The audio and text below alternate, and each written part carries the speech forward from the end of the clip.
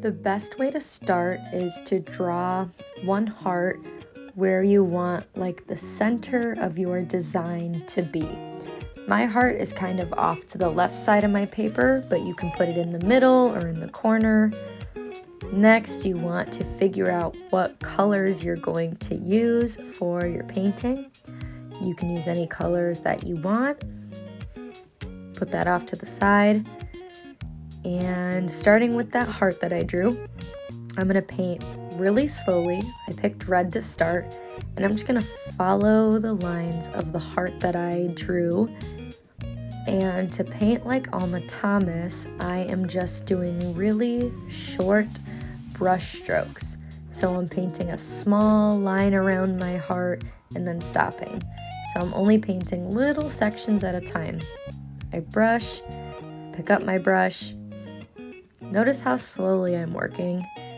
I'm also making sure to leave the same amount of space between each line.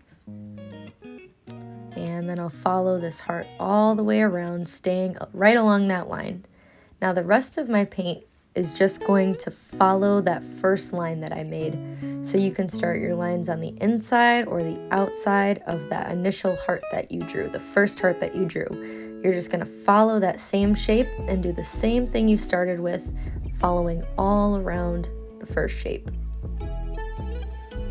Short brush strokes, picking up my paintbrush in between each little paint stroke, and making that dotted line. Make sure that when you change colors, you brush it on the sponge and you rinse it in the water, go back to the sponge.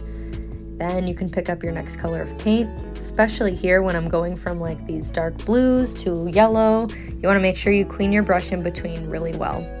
Now I'm working on the inside of the heart, so my dots are going to be a little smaller, and that's about as small as I want to go with the lines, so I'm going to draw a solid heart in the middle. Now when I finish it off, some of this heart's going to go off the page, but I'm still following the same lines.